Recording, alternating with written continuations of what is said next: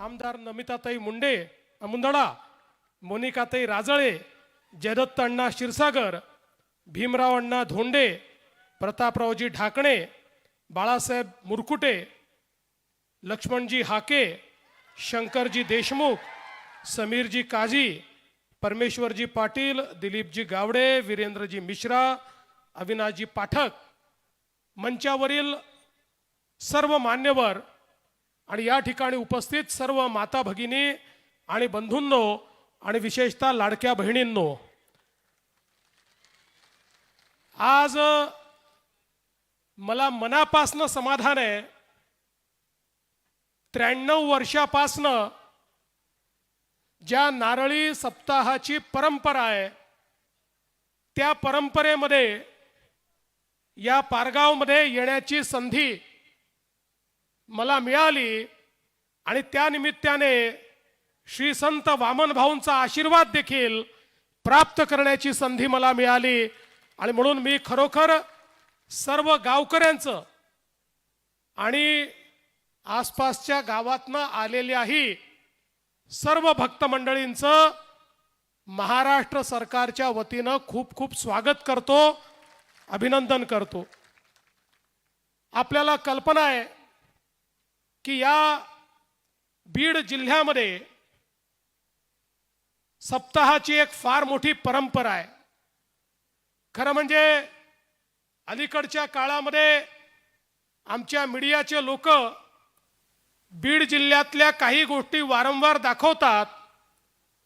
ठीक आहे, तो त्यांचा अधिकार आहे. पण त्याच वेळी जसं बीड जिल्ह्यामध्ये कधी काळी काही वाईट होतं तसं सातत्याने 93 वर्ष अशा प्रकारचा नारळी सप्ताह देखील याच बीड जिल्ह्यामध्ये होतो. ही जी परंपरा सप्ताहांची, अध्यात्माची, वारकरी विचाराची, संतांची या बीड जिल्ह्याला लाभलेली आहे. मला असं वाटतं की त्यामुळेच अनेक अडचणीचा सामना करणारा आमचा बीड जिल्हा हा सातत्याने त्या ठिकाणी या भक्तीच्या रसामध्ये न्हाऊन निघत असतो. मगाशी पंकजाताईंनी सांगितलं, ही गोष्ट खरी आहे की आमचे नेते गोपीनाथरावजी मुंडे यांच्या आशीर्वादाने या महाराष्ट्रामध्ये वेगवेगळ्या पदांवर काम करण्याची संधी आम्हाला मिळाली आणि त्यातून या बीड जिल्ह्याशी देखील एक वेगळं नातं हे आमचं तयार झालं आहे. आणि जेव्हापासनं गहिनीनाथ गडावर येण्याची सुरुवात झाली तेव्हापासनं या नात्याला एक वेगळा अशा प्रकारचा रंग देखील त्या ठिकाणी आलेला आहे. हे सांगताना मला अतिशय आनंद वाटतो. मागच्या काळामध्ये गहिनीनाथ गडाचं विकासाचं कार्य ताई आपण हातामध्ये घेतलं. आता बरंच पुढे ते गेलेलं आहे. अजून भरपूर काम देखील त्या ठिकाणी करायचं आहे. पण ताईंनी आणि विठ्ठल महाराजांनी सांगितलं की मी गहिनीनाथ गड दत्तक घ्यावा. विठ्ठल महाराज गड दत्तक घ्यायची माझी ऐपतही नाही, माझी अवकातही नाही. मी गडाला दत्तक घ्यायला तयार आहे. तुम्ही मला दत्तक घ्या आणि गडाची जबाबदारी निश्चितपणे आम्ही सगळे मिळून या ठिकाणी घेऊ. आणि गडावर येणारा जो प्रत्येक भाविक आहे त्याच्या जीवनामध्ये 2 चांगले क्षण त्या ठिकाणी झाले पाहिजेत, उत्तम व्यवस्था झाली पाहिजे. आणि हा जो आमचा गड आहे, हा गड एक प्रकारे ज्या गहिनीनाथ महाराजांनी या वारकरी संप्रदायाला विचार दिला, त्याची एक प्रकारे सुरुवात केली असं देखील आपल्याला म्हणता येईल.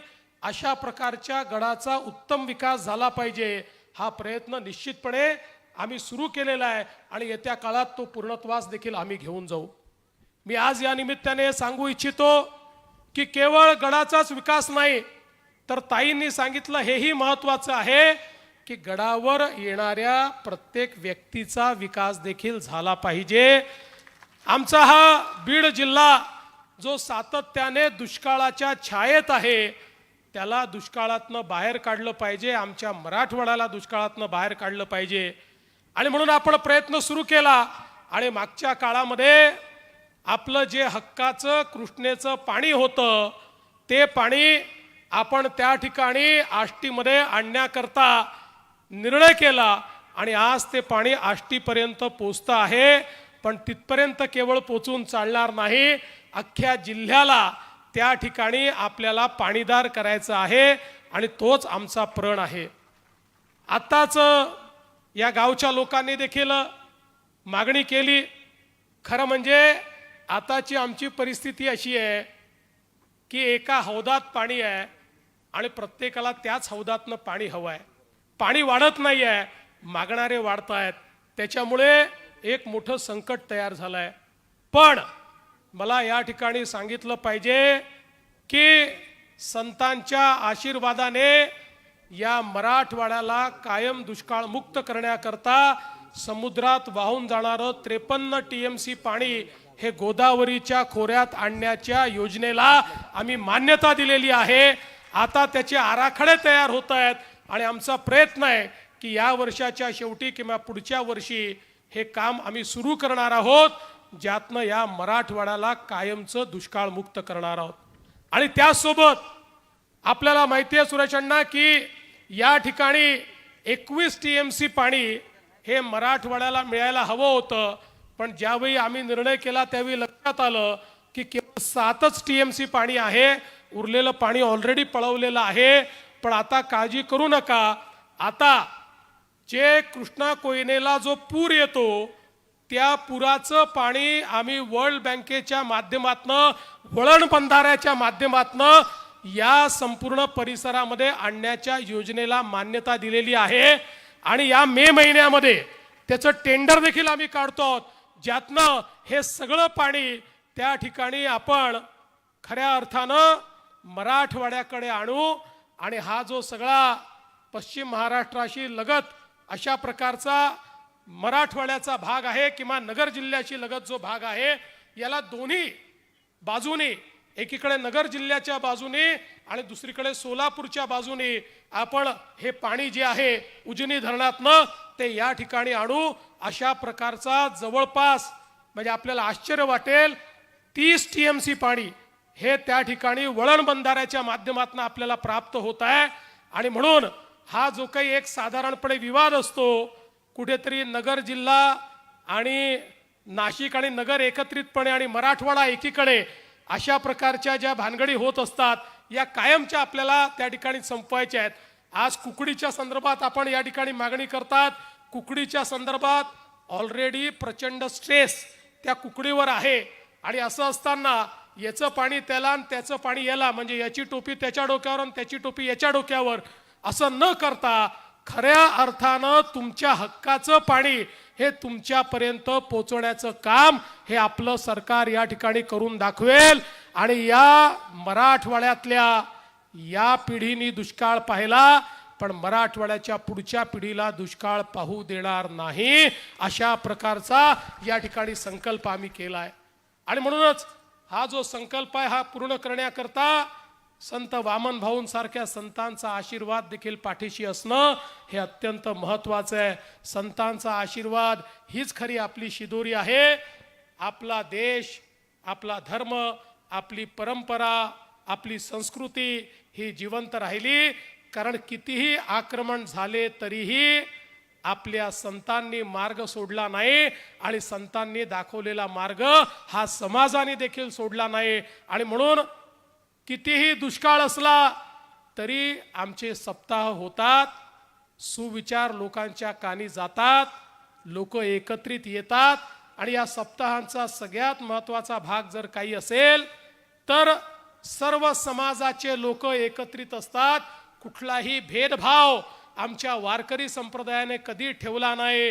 कधी वारकरी संप्रदायाने तू कोणत्या जातीचा आहे, तू कोणत्या समाजाचा आहे, तू वरचा आहे की खालचा आहे हे कधीच विचारलं नाही. त्या ठिकाणी येणारा प्रत्येक व्यक्ती हा वारकरी असतो आणि या ठिकाणी येणारा प्रत्येक व्यक्ती हा गहिनीनाथ गडाचा त्या ठिकाणी अनुयायी असतो. संत वामन भाऊ महाराजांना नतमस्तक होणारा असतो. आणि म्हणूनच ही जी परंपरा आहे ही समाज बनवणारी परंपरा आहे, समाज तोडणारी परंपरा नाही.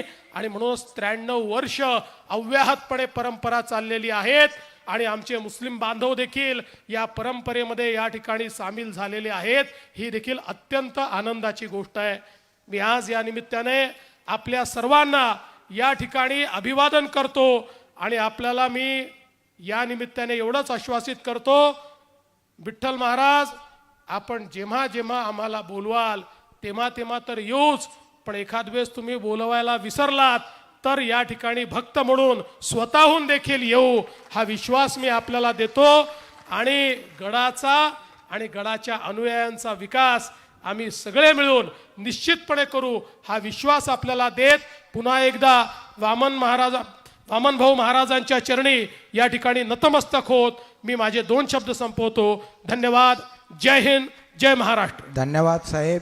आपल्याला वामन भाऊ महाराजांनी नक्की दत्तक घेतलेलं आहे. सुरू असलेला नारळी सप्ताहाची आज सांगता होती आणि या सांगतामध्ये मुख्यमंत्री देवेंद्र फडणवीस इथे स्वतः उपस्थित होते. इथे अनेक गोष्टी ते बोललेले आहेत. मराठवाड्याला दुष्काळ मुक्त करण्याचं आश्वासन त्यांनी जनतेला दिलेलं आहे. मराठवाड्याच्या हक्काचं पाणी मराठवाड्यापर्यंत पोहोचवणार असं देखील मुख्यमंत्री देवेंद्र फडणवीस म्हणाले.